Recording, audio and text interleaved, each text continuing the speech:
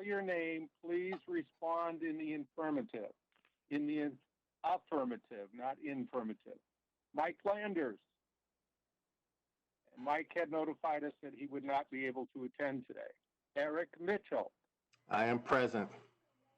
Thank you, Eric. Staff members, when I call your name, please respond in the affirmative. Dave Lane.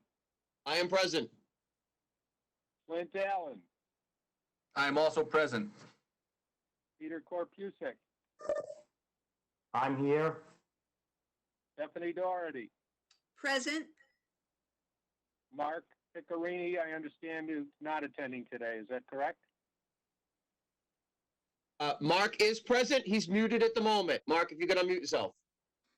Sorry about that. Yep, I am present, Bill. Okay, I misunderstood. Thank you. All right, I am now going to read the formal introduction to a remote meeting. Bill, 1 second. We do have Rodney Connolly from staff also participating. Okay, Rodney Conley. Yes, our finance director. Okay, welcome, Rodney. Present. Nice to be here. Okay, thank you.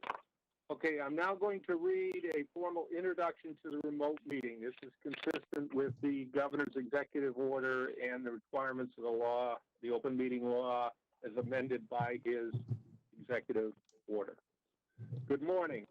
This open meeting of the Danvers Municipal Light Board is being conducted remotely, consistent with Governor Baker's executive order of March 12, 2020, due to the current state of emergency in the Commonwealth due to the outbreak of the COVID-19 virus.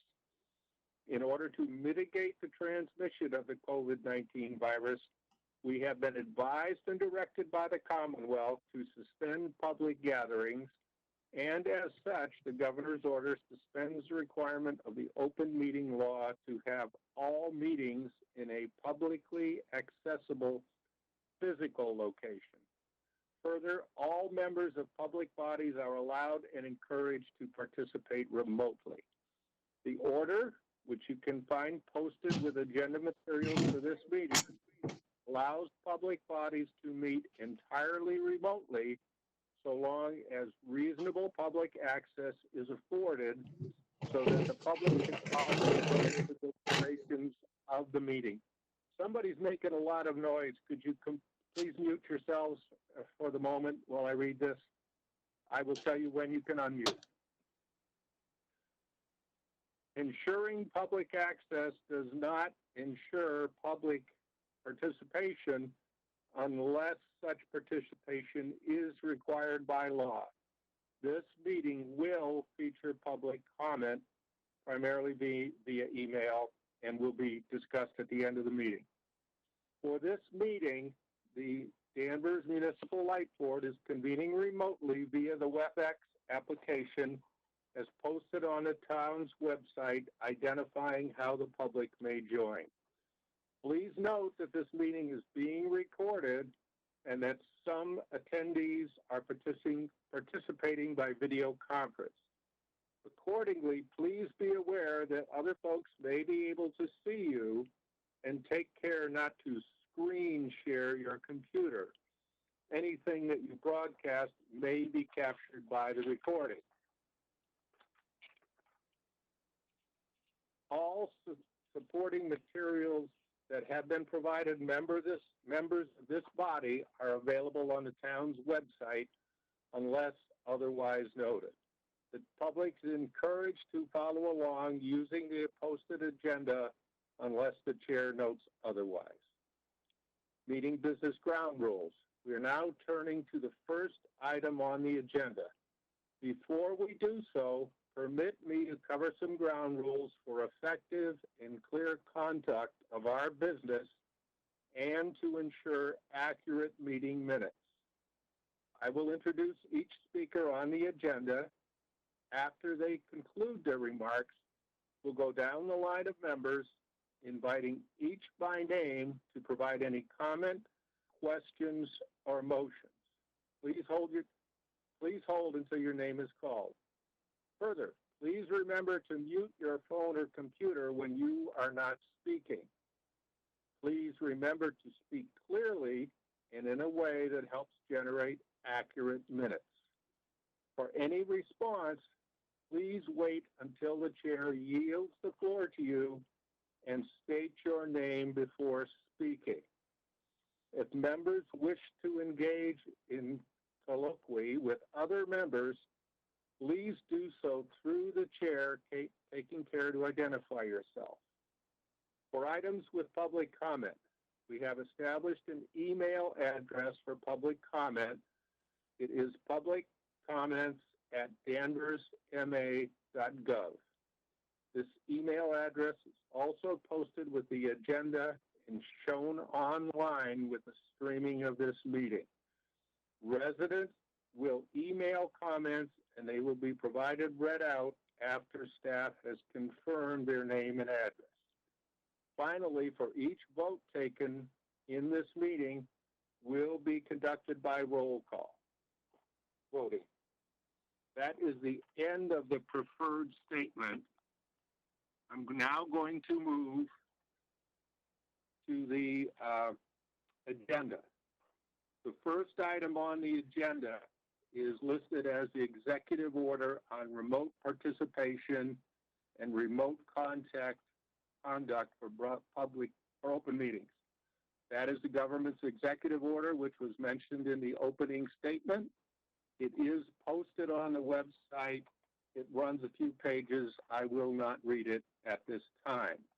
At this time, I am asking that each person who speaks be as brief as possible. Our board normally has 3 members. We need 2 for a quorum. 1 was not able to attend today, so we have the required 2 for the quorum. However, Eric is a very busy CEO and needs this meeting to be as brief as possible. So I'm asking myself and all of you to be as brief as possible when you are speaking. Okay, with that, we'll skip public comments. They will move to following item 7 after the utility director update, and it will be new public business accepted via email. We'll now move to agenda item number 3, accept the minutes from the February 25th meeting. Do I hear a motion to accept the minutes from the meeting? And Eric, will you please make the motion? So moved. Thank you. I will second the motion. Any discussion on the motion? I do not have any. All in favor? Aye. Aye. The minutes are accepted as submitted. Next item on the agenda is financials. They will be presented by Peter Kopusik. Peter, I now yield the floor to you. Good morning, Mr. Chairman. This morning we are looking at the March 31st, 2020 financial statements of Danvers Electric. And it is our custom, if we start at the top and look at our sales for the first quarter of the year, we can see that we are down by about 4.5% in sales. If we skip to the bottom, I like to compare that to our purchase power. Down the bottom of our expenses, our purchase power is down $623,000 from last year, and that is down 15%. So even though our sales is down, our purchase power costs are down. In the middle of the page, as far as income items go, I'd like people to look at item number 419, interest income. And we can see that that is down, and that's in part because of us working remotely. We don't have all of that interest down in there. But I'd like to point out that going forward, as I've mentioned before, the town treasurer puts our funds in MMDT accounts. And the good side thing of that is when interest rates go up, the interest that the division earns goes up rather rapidly to reflect market conditions. As we are all probably aware of, the Federal Reserve has drastically reduced interest rates down to about 0. And we will also rapidly reflect that in our statements too. So we should expect that item will go way down for the rest of the year and probably the year forward. So that's it will present a bit of an issue for us. Our expenses at this point in time are in line with what we would expect, or perhaps a bit lower. And if we go to the bottom of page 2, at this point, we're $2 million worth of income, and so that's A-okay. If we go to our cash position, which at this point in time is a big concern, we have almost $16 million. That is down 21% from last year. But because we've had no problem with paying our utility bills, because we have utility bills, we have to purchase our power, and that has not been a concern. Even though these statements are through March, I'd like to, I have the results of our cash collections comparing through May of 2020, this year through last year. And at this point in time, we've collected through May $1.6 million less than we did last year. So even though the sales aren't down that much, selling it is one thing, collecting the money for it is another thing. And through May, we are in fact down 1.6. The other thing I'd like to point out is our accounts receivable. If we look at the March statements, our accounts receivable is not in fact a problem. But I would like to inform the board that when this first started, we did receive notice from the Department of Public Utilities that as long as this pandemic is in effect, we will not be able to conduct shutoffs or sending out letters and or anything like that. So yes, we're selling stuff, but we may have a problem collecting some of the money, and we will not be able to use until further notice our regular collection method. So, but having said that, that is something we need to watch. But we do, I believe, have enough cash that will get us through this, get us and our customers through this and back onto normal footing. So with that, I think that's really what I wanted to convey to the board.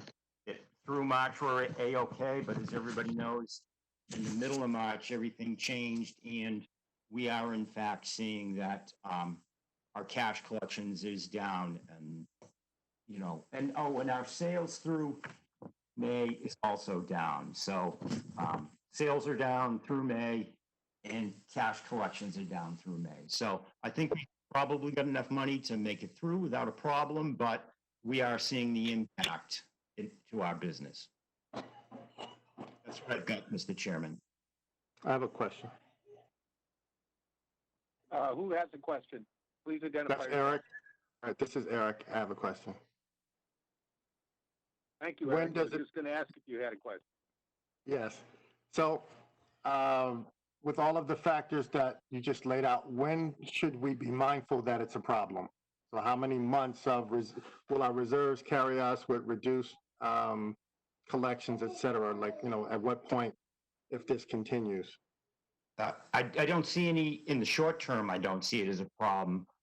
It would have to be an extended period of time, but depending upon who you listen to, this could go on for an extended period of time.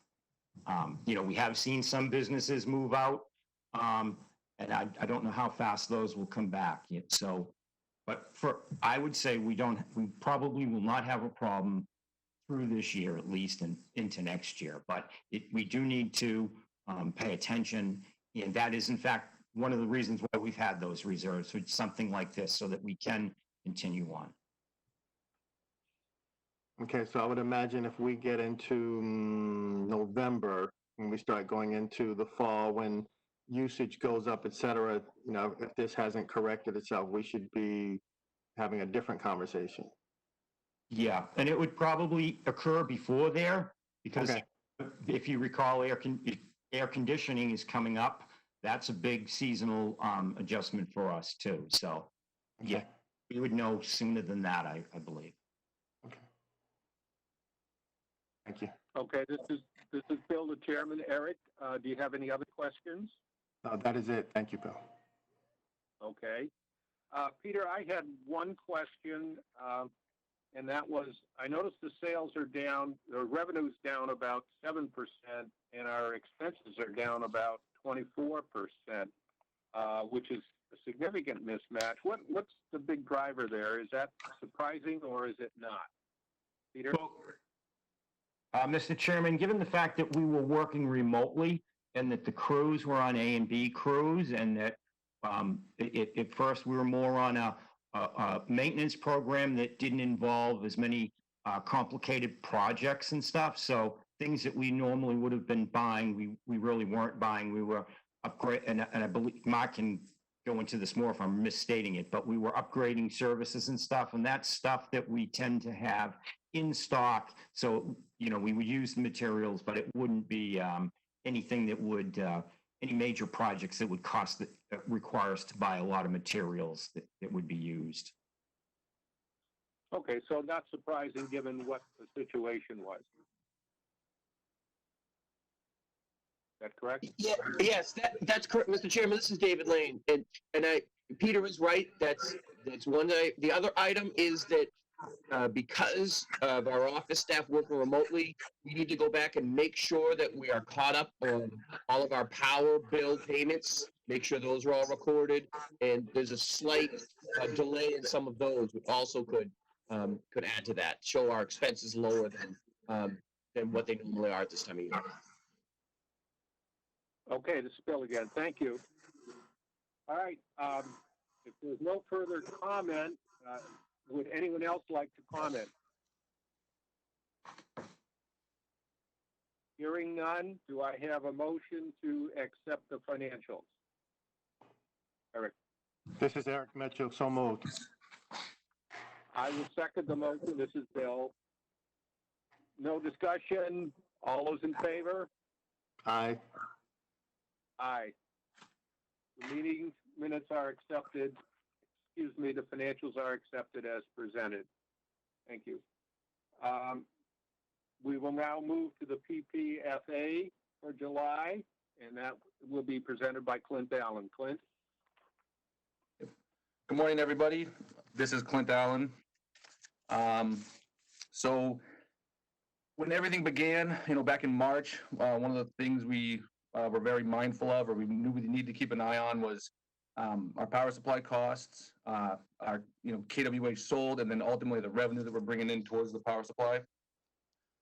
So we can start. We'll as Peter's already kind of touched on, tracking through the power supply costs through the first 4 months of the year. They actually have been lower than we had forecasted in the budget, to the tune of about $600,000.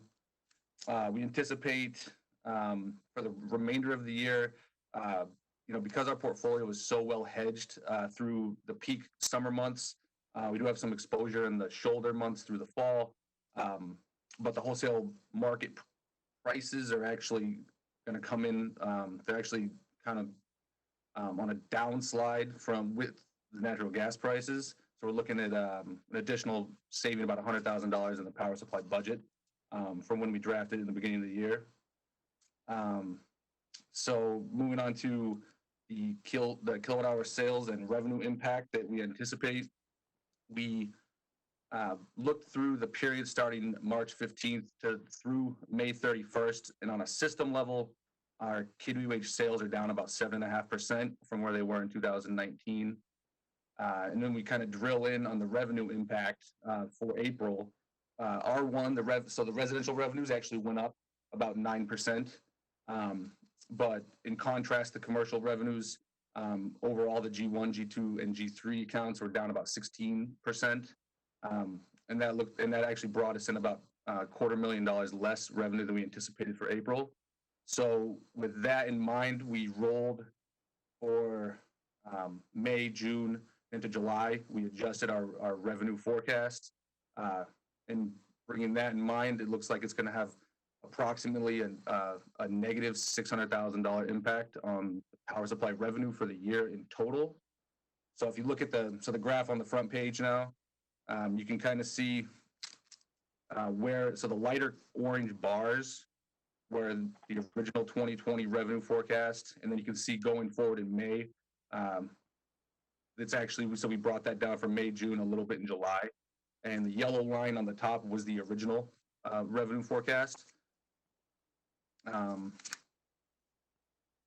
So with that in mind, if we track that through the anticipated impact through the summer, it looks like the PPNFA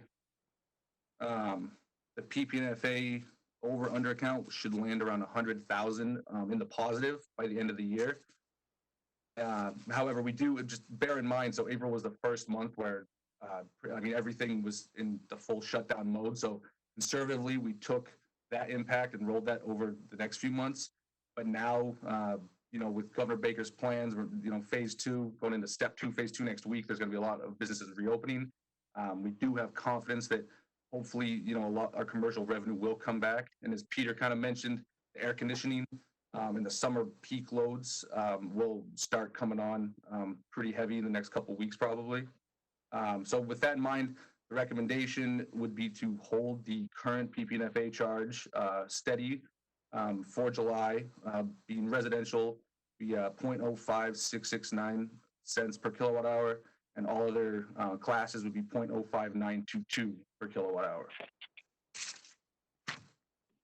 And then if we want to switch on the second page of the recommendation, we can just get an idea for a average 750 kilowatt hour residential customer, what their bill would look like with these recommended rates for July 2020, and where they kind of land versus, the bigger IOUs, National Grid, Eversource at the top, and then some of our neighboring light plants.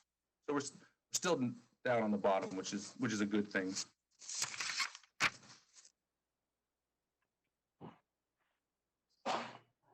So I guess at that point, Thank you, Clint. Does that complete that part of your presentation? it does, Bill. Okay. Eric, do you have any questions on that part of the presentation, the PPFA? I do have one question. I'm just going back as I'm explicitly looking at the minutes, and it would be fair to say that when we last met, the recommendation was to maintain, and so despite the challenges that we've gone through, the recommendation is still to maintain the PPFNA at the current level. Okay. That's correct. I just want to explicitly note that, it is, the recommendation remains steady, and I recognize and appreciate that. No more questions. Any other comments, Eric? No, that is all. Okay, Clint, this is Bill again. I have one question. As Eric noted, we're in a very uncertain situation, and we are recommending maintaining, and I agree with that. However, my question is, we're now projecting the over and under fund to land at about $100,000 at the end of the year, which you consider conservative based on we think the revenues will go up with air conditioning and then fall, winter heating. My question is, what was the over-under projection earlier? And it's a lot smaller now. And how risky do we see that? I think with Peter's comment that we have sufficient reserves to carry us through, it's the right risk to take. But how risky do you see that $100,000 at the end of the year? And then Peter, of course, will have to deal with actually collecting it. Clint? Okay, yeah, this is Clint again. That is a good question, Bill. When we are doing the assessment, so we'll go over, this will be the next step. I'm holding up the purchase power and fuel adjustment, the official policy for approval today. But so we target the 500,000 at the end of the year, and we like to only we do an adjustment every 6 months. However, there is, we have the ability going forward in the next 6 months, and if we do see a steep decline and we don't see the revenues kind of coming back as we anticipate, we may see that we do need to make an adjustment to the PPNFA. But given now back that we've only closed April's books, and we anticipate the revenue will be coming back, that as long as we can maintain kind of the trajectory of the PPNFA balance, then I definitely feel comfortable that where we're at now, we don't need to change it and we can hold it stable. And then to answer your first question, I believe we were originally anticipating landing around like the 600, I think it was like $650,000 mark, or 690 at the end of the year. So we were honing in closer to that 500. So we were basically targeting to give back, about $700,000 back to the customers throughout the year. And now we're just giving that back a little more quickly. So, Okay. Bill, this is David Lane. I just want to add one thing is that the over and under fund in the purchase power, although we set our target of $500,000 positive, that's not mandatory in accordance with like our policy. And right now, with the new calculations Clint has done, everything on power supply costs in the market looks like we should be able to get to a positive number. That's our goal. If we can get to at least close to a positive number, and we feel this is not the time to be very conservative and try to build that up in that account. We have the reserves to ride it through, and if we can just get close to positive, that's our recommendation. If we can get there for the end of the year and just keep rates as low as possible right now. Thank you, David. This Bill again, I agree with that assessment, and I agree with that opinion that is the way to go. My concern that I'm expressing is just we may well, in fact, sell it, but my concern is the collection process where we are specifically prohibited from collecting using our normal collection techniques. I just want to make sure we're all aware of that, and it's in our thinking, which I'm sure it is. Cool. I think this is David Lane again. If things get worse, and it came up at the Finance Committee meeting, part of our $15 million that is in the bank is those accounts that sometimes are called rate stabilization funds. If things go bad and we need to use a piece of those reserves in order to keep rates level through a very bad economy, that's what they're there for. And if things get worse, us and you, this board, will have to have serious discussions about, do we use a part of that rate stabilization money to keep the rates low? Thank you, David. I understand, and it actually harkens back to the discussion we had a few months ago about why we weren't using it to prevent the rate increase we voted in January. And the discussion at the time was it was not to address systemic structural changes in the market. It is to be used to address unusual things that happen, and we certainly are dealing with that now. So I think the strategy that you just articulated is consistent with the discussion we had then. It's certainly reasonable, and I think it's the right approach. Unless there's any more comments, shall we move on to the second half of Clint's materials, the purchase power and fuel adjustment policy? Mr. Chairman, could we take a vote on the PPA, please? I'm sorry. Thank you for reminding me. Rick, may we have a motion to accept the PP&FA rate as recommended? I so move. This is Bill. I second. All those in favor? Aye. Aye. Motion passes. The PP&FA recommendation is accepted. We'll now move on to the purchase power and fuel adjustment policy as submitted by Clint. Clint? Thank you, Bill. Yep, this is Clint Allen. So this was presented to the board, I believe it was at the February meeting. This is basically, we are just putting on paper the purchase power and fuel adjustment policy that we have discussed and have implemented over the past few years. If everybody's had a chance to read through it, it's really, the gist of it is that, as David mentioned, we strive to remain, we want the purchase power and fuel adjustment over under fund to be positive at the end of the year with a target balance of $500,000. And as I have said earlier, we like to assess the rates and we'd like to be able to set those and keep them as stable as possible for our customers. So we strive to really only try to change on a 6-month basis, but there is, again, If there's extraneous circumstances where we are required that we do need to make an adjustment within that 6 months, we're also we do have the ability to do so. So if there's any questions about the policy. This is Bill. Eric, do you have any questions on the policy? Not yet. I have a question, but I'll hold on to it. Okay. Clint, this is Bill again. I read through the policy. It's consistent with what we discussed back when it was initially provided a draft, and I'm in agreement with it in that it aims for stability but allows flexibility if we get into unusual, unanticipated situations. That's the end of my comments. Eric, did you want to bring your other comment up now? Yeah, so my other comment is I appreciate how hard it is to simplify something that's a little bit complicated, but I will raise the challenge and I would say this works fine for the details, but I would challenge you for the layman's summary, the Cliff Notes version that's even simpler than this to explain.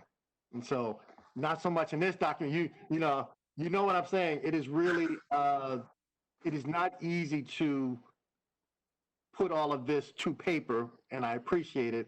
And I would ask you to even take this, how further could you distill it for the average person who would say, what exactly is that? So I appreciate it, but I also raised the challenge. Does that make sense? Does it make sense? Comment? Clint. Yeah, sorry, Bill. Did you? Yeah, I can try to address it now. I'll be honest with you though. Simplification is not always my strong suit. Clint, you want me to give it a stab? This is David. Yeah, let Dave do it. So, in summary, and so that the public understands it best, part of the electric rate is to cover the cost of what we pay for power. It's a pass-through cost. What we pay, we pass on to the customer. Completely separate from what our operational costs are. We try to set that rate on the customer's bill just to cover what the cost we pay for wholesale power, which varies. Power costs go up and down throughout the year. Setting this policy is intended to try to keep your power rate stable on your bill, even though wholesale power costs are going up and down through the year. And so staff's challenge is to keep one rate that covers those up and downs through at least a 6-month period. And then we would work with the board to make a 6-month adjustment if the markets had drastic changes that were not expected. We do forward projections on expectations. And then when we get to the end of the year, we'd like to end up with that we collected just slightly more than what the power cost so that we don't go to a negative balance. Negative balances do not look good on our books. It's allowed. We can do it for a year and cover it with reserves. However, it's not the preferred option. We don't want to collect too much money, but we don't want to be negative at the end of the year. And so this is to avoid spikes where the power costs change up and down each month on your electric bill. It stays the same for at least 6-month periods. Meanwhile, behind the scenes, the power costs are changing up and down every month. How was that? Exactly. Thank you. Thanks, Dave. This is Bill again. I want to thank Eric for the comment. I absolutely agree with that. And I do sympathize with Clinton that it is difficult to take a complex topic and make it as simple and in layman terms as possible. The degree of difficulty is there. And just to give an example of that, from trying to put myself in Eric's shoes, I look on page 1 of the policy, and down near the bottom we have the NEPOOL interchange, don't know what that is. We have PASNY, don't know what that is. And yet if you start explaining every one of these things, then it gets much more complex. So it is a fine line to walk. Does anyone else have any more comments? Okay. I have one more comment before you go on. Yes. Yep. Eric? I think the summary that Dave just presented, we should capture and really, use that moving forward. I think it was well done and it will be helpful. I mean, I think the average customer is not going to know, the questions that folks have. Why does my bill go up and down? Well, rates fluctuate, but we actually have a buffer in place so that it fluctuates less. I think Dave's summary was really well done, and we should preserve as much of that as possible for future explanation. There's the short version, and then there's the long version. This is David, Bill, and Eric. Perhaps we'll write up a quick little cover, like almost an introductory letter that we could, Clint and I can put that, and we'll put it on, file it with the policy. I think that would be great. This is Bill, Dave. My thought in response to Eric's comment was maybe we could slightly reword the introduction in the policy, which would require putting off the final vote to approve it. But if it's okay with all of us to do it with a cover letter, I guess that's okay with me. Eric, do you have a comment, please? Cover letter is acceptable. Okay. All right. Is there any further discussion? If not, Eric, may I have a motion to accept the policy as submitted? I move to accept the policy as submitted. This is Bill. I second the motion. Having no further discussion, all those in favor say aye. Aye. Aye. No opposed. The policy is recommended to be implemented as submitted.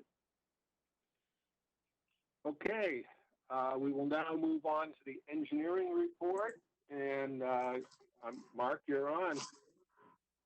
Yeah, I think as basically Peter alluded to, we've been generally dealing with more maintenance type work. So we've been working on RTAs, which are requests for technical assistance, dealing with cover up for houses, residential services, maintenance of that nature, dealing with infrareding our stations. We've been also dealing with small commercial customer type work. So again, just dealing with a lot of maintenance type work. We weren't staffed up, excessively because obviously the Corona ordeal. So we wanted to make sure we put our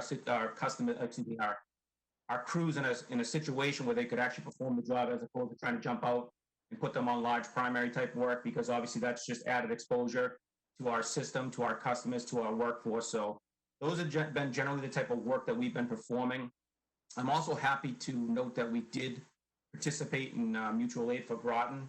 So Groton Electric Light Department suffered a microburst mid-May, and we actually were able to send a crew down there with a digger truck to help support that effort over a 3-day event, and which is a good thing because obviously we want to be able to support our fellow municipalities. I mean, it's just a good thing from that standpoint. I mean, we could find ourselves in a situation like we did back in October, where we needed the assistance of others, such as Middleton and Peabody, how they helped us out. So it's just that nice sort of bonding method that a lot of these municipalities do together. So again, I'm proud to say we did that. We sent Jan Jeffgood down there, who's one of our headline workers, as well as Nate Frost. So we were able to help along with that effort, along with Middleton, Groveland, and West Boylston were the other participants down there. But again, we've been generally dealing with a lot of maintenance type work, pole sets of that nature. And again, the small type of residential commercial. We've also been doing a lot of, I'd say like administrative type stuff from the large project standpoint, from the engineering side of things, trying to keep the projects moving along as best as we can, working with consultants and everything of that nature. But again, just based on the nature of everything that was going on, we were sort of at some type of constraints. But I think we've been doing a very, very good job along the lines of that. Our crews are set up now too, which is good. We got policies in place where they're going to be only one person per vehicle as preventative maintenance. We have FR face masks for the guys, so we're giving them the tools to be able to do the job out in the field as we kind of work our way through this new sense of normalcy here that we've been having to deal with. So, but I just want to try to make that as brief as possible because I know that was kind of what you guys stated, but I'm definitely. Any questions of any sort, please feel free to ask. Eric, do you have any questions? This is Bill. Yes, I just had one question. Have those preventative measures been helpful in keeping everyone safe? So if I could jump in, this is David. I wanted to add on that actually before questions is Clint, Mark, and we have Anthony Calcebetta. All three of them worked with staff to put together a plan. First, they took the governor's guidelines. They went out and researched industry standards from APPA, the regional NEPA group and stuff. They've put together an excellent, updated our whole safety plan to make sure our employees are safe and operating correctly. They worked with the staff on it, got the gear, went out and got all the safety gear to give all of our employees every opportunity to work as safely as possible. Because the board knows we still need to do work, even though the conditions with a rampant virus around, we still need to keep the power on, do the work. Very proud of those guys for the plan they put together with the emphasis to keep our employees safe and to get out there and enforce those rules with the staff. No one likes to have change and operate differently, but our, Mark and Clint and Anthony, they show the leadership to get out there and make sure the guys are operating that way. And guys are riding right now, even one person per truck. We're doing that right now. And we've lessened the crew in order to keep guys separate, more space, and we've had to change our whole work plan. But we've done a real good job. We prioritized the work plan on the things to do, and I'm very proud of those guys. The other thing is we can't overlook, Mark mentioned the mutual aid, those guys that went to Groton. We got a thank you letter from them. Our employees represented Danvers very well going down there. They were very pleased with the skill and professionalism of our Danvers employees, and Danvers got a big thank you for that. And back to what you were saying, Eric, I believe all those preventative measures that were put in place have been obviously very impactful in helping, making sure our employees stay safe.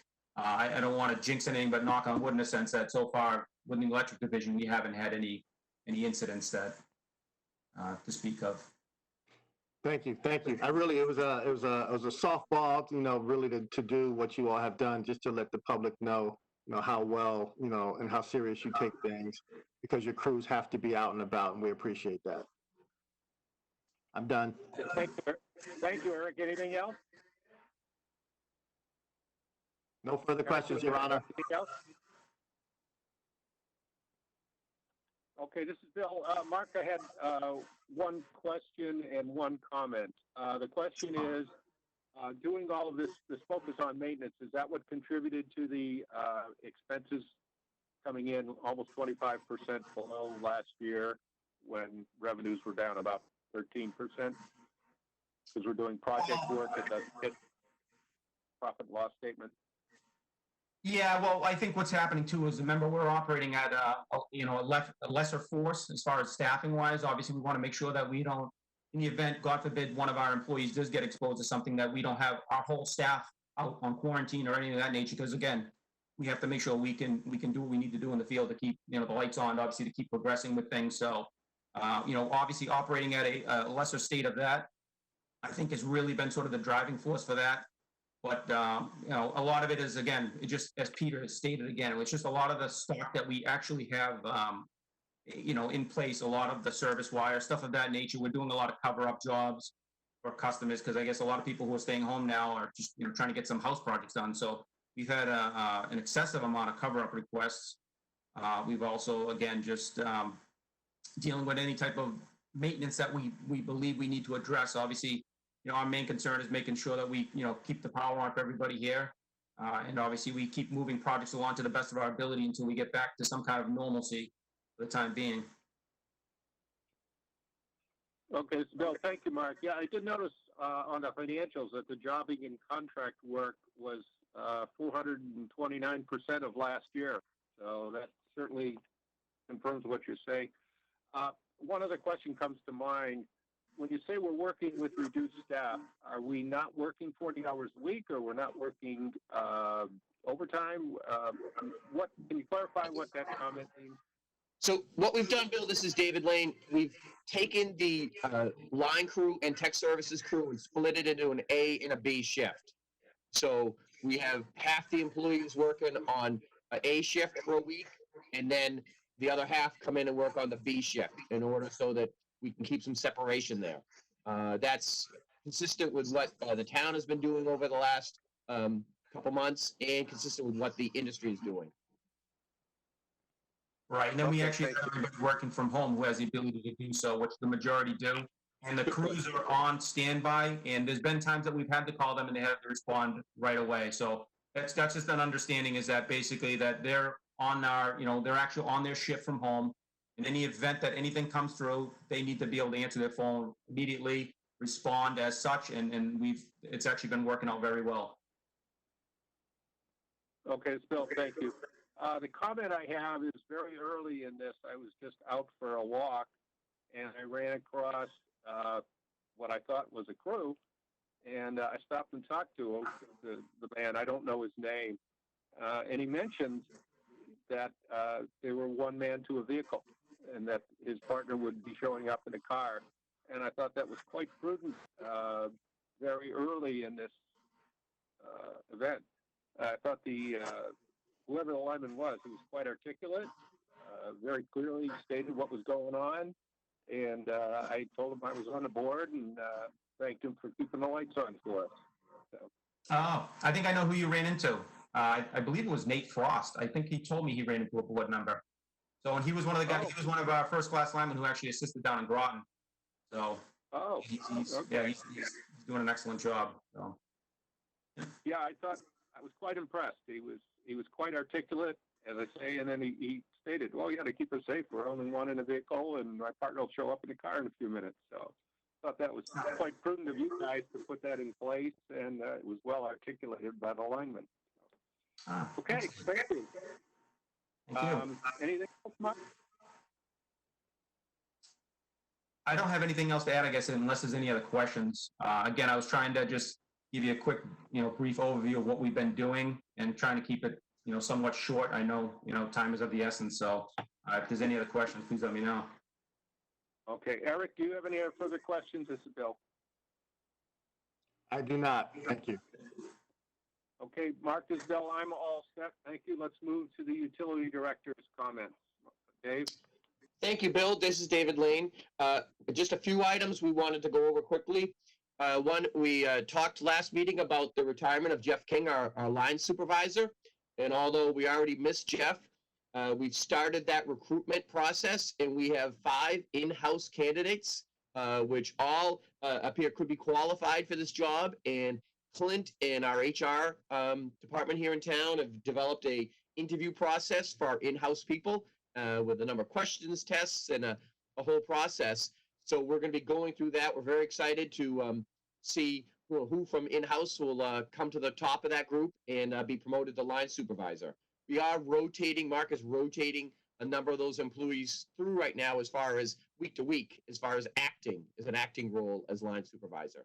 So we're going through that. In this time of, everyone having a hard time, people could be having a hard time paying their electric bill and such. We do want to encourage people to go to the website and look at the electric rebate programs. We still have a lot of electric rebates that we offer to people. Those are still valid. Also, we are still doing residential and commercial audits of your electric. And actually, we've worked with our suppliers to come up with a way to do it virtually.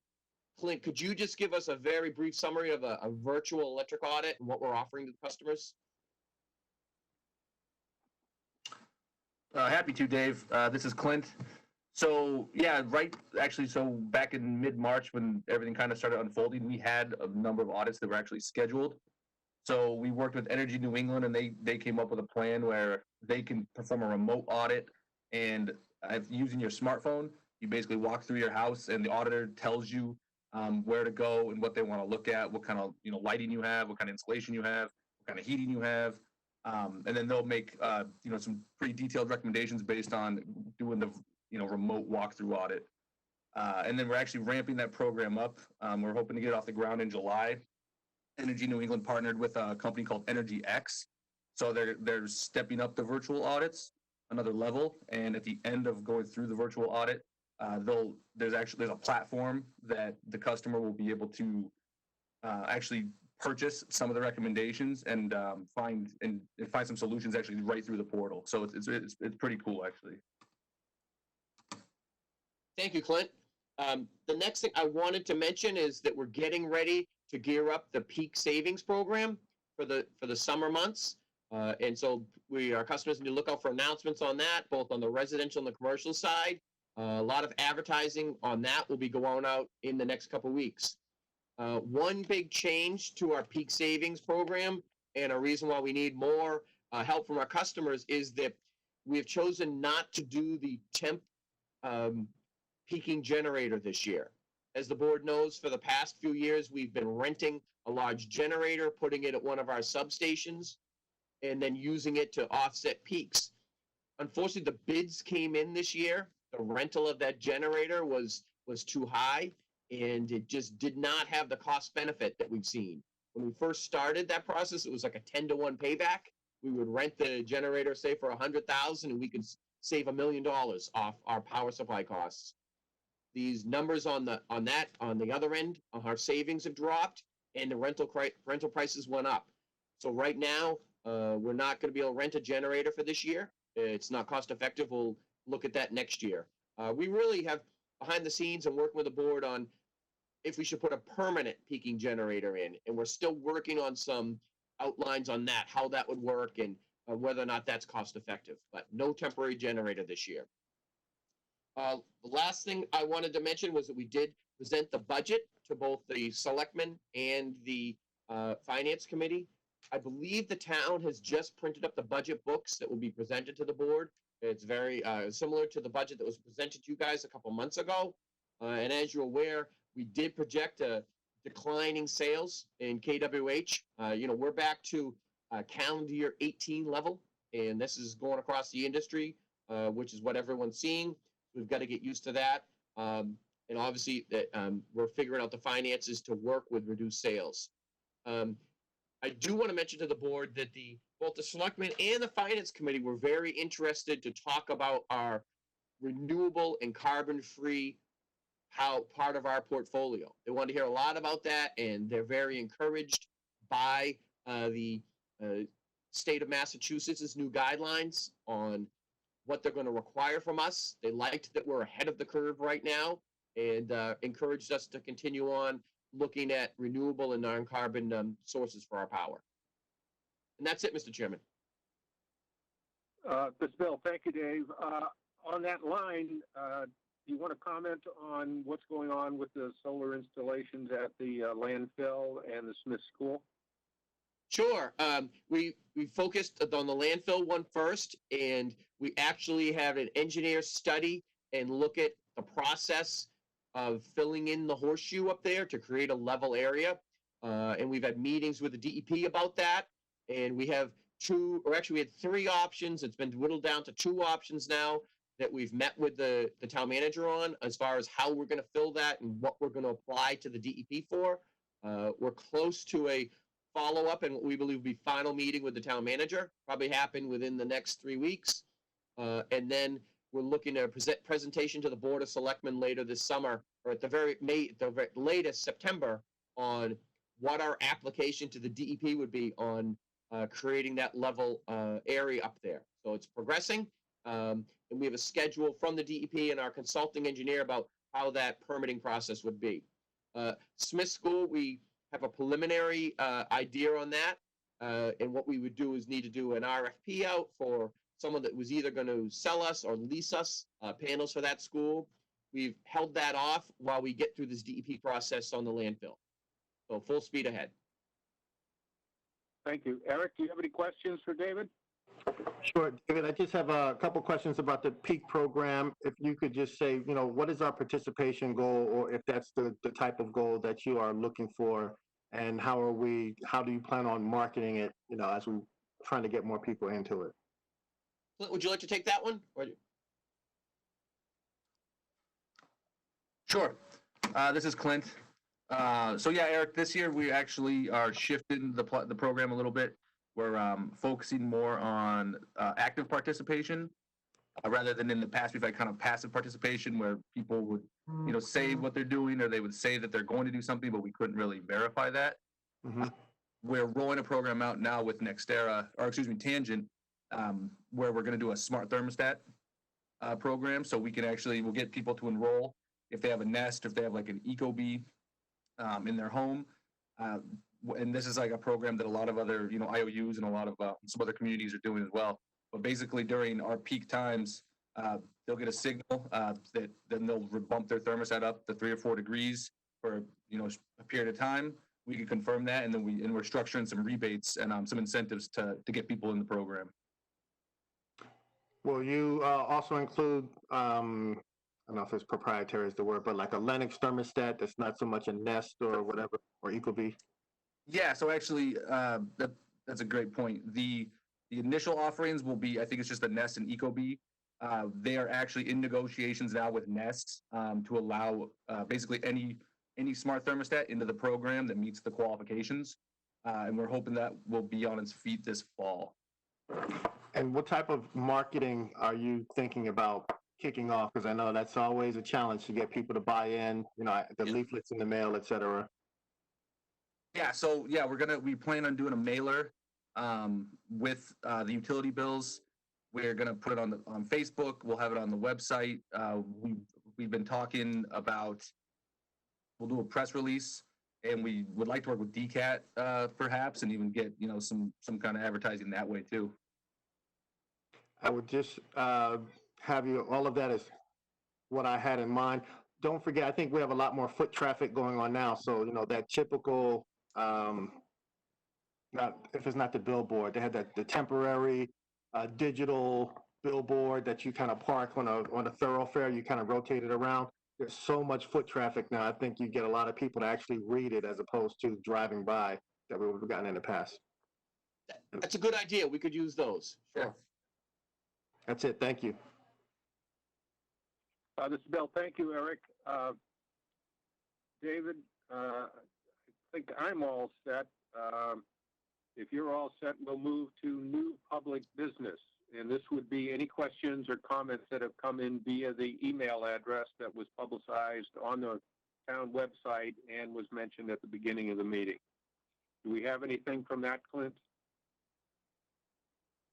Hey, Bill, it's Clint. Yeah, we have not received any emails. We did have one wrong number phone call. Okay, thank you. All right. In that case, we then move to board members' closing comments and questions and correspondence. Eric? My final comments are just to say thank you for all the hard work that everyone is doing to keep our electricity on. It is obviously a very difficult time, and I think we should not take it for granted that the team is still out doing a very difficult job at a difficult time. So thank you to you all and to the team. This is Bill. Thank you, Eric. Dave, I've got a couple of questions for you. I had mentioned in the past that I would like to get a copy of the town manager's memo on the pilot payment.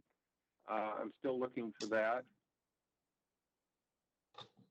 Yes, we've asked him for that, and I'll follow up.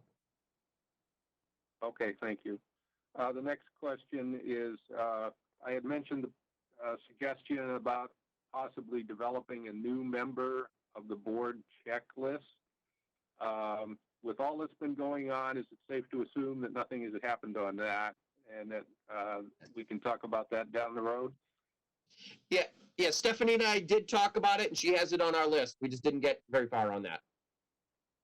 Understandable. Thank you. The last question, or actually I have two. One I forgot to note. The cost of service study and its relationship to the rate structure, in that we have a large amount of fixed costs, but very little of our rate structure is addressed to capture fixed costs. And we're expecting from the cost of service study a better understanding of that dichotomy. And then as we develop a policy going forward, we may be looking at structuring the rates differently, which obviously would be a DPU filing and everything else. So a big deal. Is there any progress on that, or have we been kind of overcome by events during the last 3 months? There has been progress on it, Bill.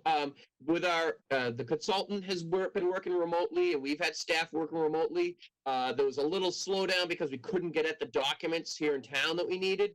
It's progressing, and at the next board meeting, we'll have a revised schedule and when we're going to be able to present that those cost of service study and all those milestones that we talked about. We'll have an update actually of the dashboard that we've worked with you folks to develop. We'll have that at the next meeting. Okay, Bill, thank you, Dave. Last question then is, in the minutes, there was a reference by Mark Zubrick about the DPU case. How could we be increasing rates when his DPU complaint case was still pending with the DPU? Is there any update on what we hear from the state on the DPU case?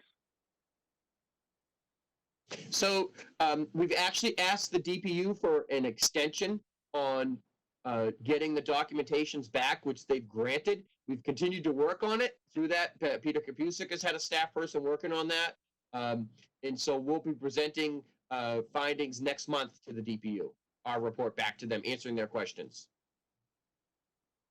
Okay, thank you. That's all I have. If there's nothing else, shall we proceed to set the next meeting?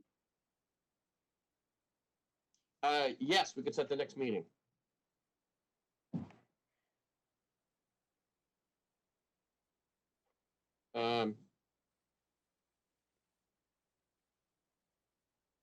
So Bill, David, do we you have a proposed customarily date? don't have a July meeting. We wait till August. Is that correct, Stephanie? Or is it the other way around?